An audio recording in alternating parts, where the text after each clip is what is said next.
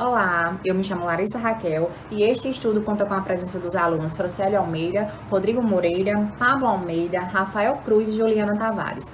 A competência que nos foi confiada para discorrer neste vídeo foram as medidas asseguratórias de naturezas patrimoniais, também conhecidas como medidas cautelares, estas previstas entre os artigos 125 a 144-A do Código de Processo Penal Brasileiro, que são o sequestro, o arresto e a hipoteca legal. Em primeiro, o anseio dessas medidas vai além de tão somente fortificar os direitos inerentes à pessoa da vítima. Serve também para garantir que o acusado, o criminoso, ele se responsabilize economicamente pelo dano causado à vítima, bem como trazendo aí o confisco como efeito da condenação. O doutrinador Rogério Sanches, ao aduzir sobre o confisco, ele fala que este tem dois objetivos. O primeiro seria uma suposta reparação, uma futura indenização à vítima. E segundo seria o pagamento dos custeios processuais ao Estado.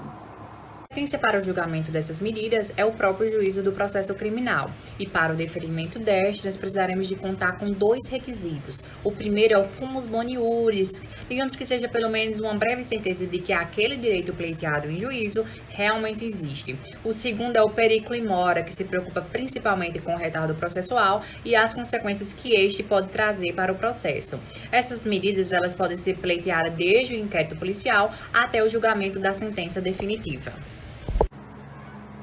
Comumente nos deparamos em situações em que as pessoas falam: a polícia pegou o carro de tal pessoa, a polícia pegou uma moto, uma bicicleta, uma televisão de tal pessoa.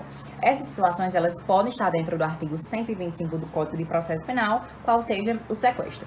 Isto porque este código vê o sequestro como uma forma de recolhimento, de arrecadação de bens móveis ou imóveis que tenha sido adquirido pelo criminoso como um proveito de algum crime, com o fito, com o anseio, é claro, de evitar que este criminoso ele venha a ter algum tipo de vantagem econômica sobre essa coisa, bem como fazer a reparação à vítima. Só é importante frisar que, embora essa coisa ela já tenha sido transferida a terceiro, é possível que o sequestro incida sobre essa coisa. Só que o sequestro só pode incidir sobre as coisas do criminoso, sobre o bem do criminoso, que seja alvo da ação penal. O sequestro possui interesse de natureza pública. O artigo 127 do Código de Processo Penal nos traz o procedimento, que se dará a requerimento dos legitimados presentes neste artigo, bastando apenas haver aí uns indícios de que o ilícito realmente existe, conforme aponta o artigo anterior. O artigo 129, ele nos traz os meios de defesa, por exemplo. O acusado pode alegar: esses bens eles não foram adquiridos em decorrência deste ilícito. Com isso, o sequestro não poderá incidir sobre ele. O terceiro, ele pode pleitear com a justificativa dizendo que agiu de boa fé ao adquirir o objeto, o bem, mesmo ele tenha sido em decorrência de algum ilícito. No final dos objetos, a qual são submetidos aí a uma apreciação, uma avaliação pecuniária e posteriormente eles são vendidos em leilão. Já o artigo 134, ele nos traz a hipótese da hipoteca legal. Vamos ver se eu consigo. Vamos lá. Consegui. Bom, a hipoteca legal pode ser proposta, pode ser pleiteada a qualquer momento do processo, desde o inquérito policial até a sentença definitiva, desde que haja indício de que aquele crime realmente existe. Deixa eu ajeitar aqui. Um ponto importante também da hipoteca legal é que, embora a vantagem do crime, o produto do crime, ele não mais exista, pode o ofendido ou seu representante legal ou o seu herdeiro pleitear a hipoteca legal sobre os bens imóveis do acusado, do réu, desde que seja adquirido, desde que seja bem lícito, mesmo que esse bem seja bem de família. Daremos continuidade agora ao assunto abordando o tema hipoteca legal. A hipoteca legal é o direito real de garantia que tem por objeto bens imóveis pertencentes ao devedor, que, embora continue em seu poder, asseguram prioritariamente a satisfação do crédito. Ela avança sobre bens que compõem o patrimônio lícito do criminoso, ou seja, não tem por objeto os proventos da infração. No artigo 134, a hipoteca legal sobre os imóveis do indiciado poderá ser requerida pelo ofendido em qualquer fase do processo, desde que haja certeza da infração e indícios suficientes da autoria. Enquanto que no artigo 140, as garantias do ressarcimento do dano alcançarão também as despesas processuais e as penas pecuniárias, tendo preferência sobre a reparação do dano ao ofendido. Ou seja, a hipoteca legal também é uma medida cautelar e muito parecida com as outras. No entanto, na mesma, o bem não sai da posse do proprietário e o bem é hipotecado para resguardar o direito da vítima a uma indenização futura no final do processo. Mas em razão das particularidades desse bem, que são normalmente bens imóveis, ele é hipotecado e registrado em cartório para que seu dono não venha a vender ou a perdê-lo de outra forma. A especialização da hipoteca pode ser requerida de duas formas: pelo ofendido, seu representante legal, ou herdeiros, pelo Ministério Público, desde que o ofendido seja pobre e requeira a efetivação da medida, ou se houver interesse da Fazenda Pública. Temos também os requisitos e processamento da hipoteca. Para que possa realizar a inscrição da hipoteca, devem estar presentes dois requisitos: a certeza da existência da infração, que é a materialidade do crime, e os indícios suficientes de autoria, que vem a ser a ação criminosa, a autoria criminosa.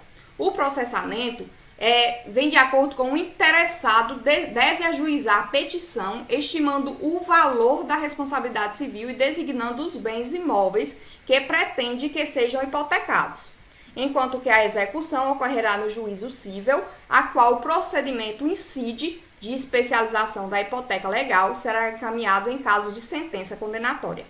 A hipoteca poderá ser cancelada se por sentença irrecorrível o réu for absolvido ou se for julgada extinta a punibilidade. Dando continuidade aqui sobre as medidas securatórias, eu vou falar sobre o arresto prévio ou preventivo. O mesmo está disposto no artigo 136 do CPC. Tem como objeto o patrimônio imobiliário lícito do acusado. Sua finalidade é ser objeto de especificação do registro da hipoteca legal. E ele estabelece um prazo para sua eficácia, que é o prazo de 15 dias para o registro. Também não se confunde com sequestro. O sequestro está previsto no artigo 125, como já foi apresentado anteriormente por Larissa. Trata-se de medida cautelar. Os bens do acusado poderá ser arrestado para posteriormente ser objeto de especificação. A legitimidade para ambos é idêntica, inclui apenas o ofendido. Também eles dependem dos mesmos pressupostos necessários para a inscrição da hipoteca legal. Não sendo promovido o processo de registro durante o prazo de 15 dias, como falei anteriormente, o juiz não poderá atender a outro pedido de arresto prévio à hipoteca legal. Sobre o arresto subsidiário de bens imóveis. Ele está previsto no artigo 137 do CPC. Não se confunde com o arresto prévio, como eu falei anteriormente. O arresto prévio está previsto no artigo 136 e o subsidiário está previsto no 137. O seu pressuposto específico é não possuir bens imóveis ou possuir imóvel em valor suficiente. Eu trouxe a seguir algumas diferenças. É o caráter subsidiário ou residual em relação à hipoteca legal. O artigo 137 do CPC é claro ao dizer que os bens móveis só poderão ser arrestados se o acusado não possuir bens imóveis ou não possuir o valor insuficiente. O segundo ponto é sobre o depósito ou alienação dos bens fungíveis e facilmente deterioráveis. Ele procede na forma do parágrafo 5º do artigo 120 do CPP, que prevê duas possibilidades, sendo a primeira os bens que possam ser entregues em regime de depósito ao próprio acusado ou ser encaminhado a terceiros. E o segundo ponto pode ser a avaliação e venda em leilão público, depositando assim o dinheiro apurado. O ponto é a sustentabilidade da penhora. Os bens empenhoráveis está previsto no artigo 833 do CPP. Nosso quarto ponto é o fornecimento de recursos para a manutenção do acusado e sua família. Das rendas dos bens imóveis poderão ser fornecidos recursos arbitrados pelo juiz para a manutenção do indiciário e sua família, assim prevê o artigo 137 do CPC. O ponto é o arresto prévio como medida pré-cautelar preparatória do arresto. O arresto prévio está previsto no artigo 136, que refere-se aos bens como medida pré-cautelar destinada a assegurar a eficácia apenas após a inscrição da hipoteca legal. A inscrição da hipoteca legal e arresto prévio nos crimes de lavagem de capital. O seu objeto é resguardar a reparação do dano do acusado pelo delito e tais medidas asseguratórias não podem ser decretadas na hipoteca de crime de lavagem de capitais. Olá, meu nome é Franciélio. Eu irei dar continuidade à apresentação do nosso trabalho falando sobre a utilização de bens sequestrados, apreendidos ou sujeitos a qualquer medida securatória pelos órgãos de segurança pública. É uma inovação traga pelo pacote anticrime, Lei nº 13.964 de 2019, que incluiu no Código de Processo Penal o artigo 133-A. É uma espécie de medida cautelar que autoriza a utilização do que tenha sido apreendido pelos órgãos de segurança pública na prevenção e repreensão de infrações penais. Antes desse artigo 133-A, o juiz aplicava analogicamente, de forma extensiva, o artigo 61 e 62 da Lei de Drogas. A principal finalidade da inclusão deste artigo é a destinação social e a utilidade daquele bem apreendido, suprindo a deficiência técnica do aparato estatal e conservando o bem que outrora ficava jogado nos galpões, à mercê das intempéries do tempo. O momento adequado para a aplicação dessa medida é no silêncio do artigo 133-A, é a qualquer tempo, inclusive pode ser na fase investigatória. Os requisitos são sempre tem que ser observado o interesse público e os benefícios da utilização daquele bem para a coletividade. E o objeto da medida são os bens móveis e imóveis, porém, a doutrina aponta para os bens duráveis como sendo o principal alvo, carros, celulares. Em caso de carros, por exemplo, o órgão de trânsito, ele emite um certificado provisório para o desembaraçamento daquele veículo, ou seja, para que, no caso de utilização daquele veículo para uma investigação, ele não seja identificado. Agora, atenção especial para as armas de fogo que foram apreendidas, pois elas não se incluem nesse tipo de medida, pois tem uma lei específica. Os benefícios dessa medida é que os bens eles podem ser usados pelos órgãos de segurança pública, descrito no artigo 144, e também pelos órgãos do sistema prisional, socioeducativo e a Força Nacional de Segurança Pública no desenvolvimento das suas atividades. A prioridade de ficar com o bem depois de uma sentença condenatória é aquele órgão que está utilizando aquele bem ou que fez a sua apreensão. O principal objetivo é incentivar aquele órgão nas investigações desse tipo de infração penal. É claro que o juiz vai observar o interesse público e depois do trânsito em julgado será passado a posse e o domínio de forma definitiva àquele órgão, nunca a uma pessoa, sempre ao órgão. Este órgão será responsável pela conservação daquele bem, né? Deverá ser enviado relatório periódico sobre o estado de conservação desse bem, bem como, antes de ir para esse órgão, deverá ser feita uma avaliação do preço do bem, para, em caso de uma sentença absolutória, o proprietário do bem possa requerer junto ao ente federal a indenização adequada. Muito obrigado. Olá pessoal, dando continuidade, vamos falar um pouco agora sobre a alienação antecipada. Pois bem, essa seria aquela situação quando bens, direitos ou valores e ficam apreendidos, ou seja, constritos durante a investigação criminal ou durante o processo, eles são vendidos antecipadamente, ou seja, antes do trânsito em julgado da sentença condenatória, quando acha risco de perda do seu valor econômico em razão do decurso do tempo. Quanto à sua previsão legal, ela está prevista no artigo 144-A do nosso Código de Processo Penal. Quanto aos legitimados, nosso CPP é omisso, no entanto, a doutrina entende que será legítimo para pedir tanto o juiz de ofício quanto as partes envolvidas, que nesse caso poderá ser o próprio réu ou a pessoa que foi lesada ou então o terceiro interessado. Quanto aos pressupostos, é necessário que haja a deterioração ou então a depreciação ou ainda quando houver dificuldade para a sua manutenção por parte do órgão público que ficou encarregado. Quanto ao momento, novamente o CPP não traz, no entanto a doutrina entende que somente será possível durante a persecução penal, depois de efetivada a medida cautelar, mas só que antes do trânsito em julgado da sentença condenatória. No que se refere ao seu procedimento, ela será requerida mediante petição inicial, que atuará em apartado. Em seguida, o juiz ouvirá a parte contrária acerca do pedido da alienação antecipada e logo em seguida o juiz determinará a avaliação judicial desses bens. E, quando se tratar de valores de títulos da dívida pública, ações de sociedades ou títulos de crédito negociáveis em bolsa, o seu valor será o do dia da cotação oficial, que será aprovada por certidão ou publicação no órgão oficial.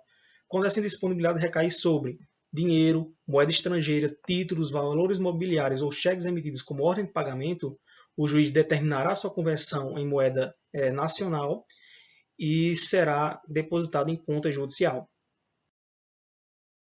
Realizada, então, a avaliação judicial, passa-se a fase onde o bem será vendido mediante leilão, que se faça esse leilão preferencialmente por meio eletrônico. Em regra, esses bens a serem vendidos, eles deverão ser alienados por valor igual ou superior àquele estipulado na avaliação judicial. Entretanto, não alcançado esse valor, será realizado novo leilão em até 10 dias da realização daquele primeiro, onde então poderá ser vendido esses bens por valor não inferior a 80% daquele estipulado na avaliação judicial. Esses valores obtidos serão depositados em conta vinculada ao juízo até a decisão final do processo. E no caso de absolvição, esses bens serão devolvidos ao acusado, e no caso de condenação, eles serão revertidos em favor da União, Estados ou Distrito Federal. Entretanto, terá prevalência ainda a pessoa que foi lesada ou então o terceiro de boa-fé.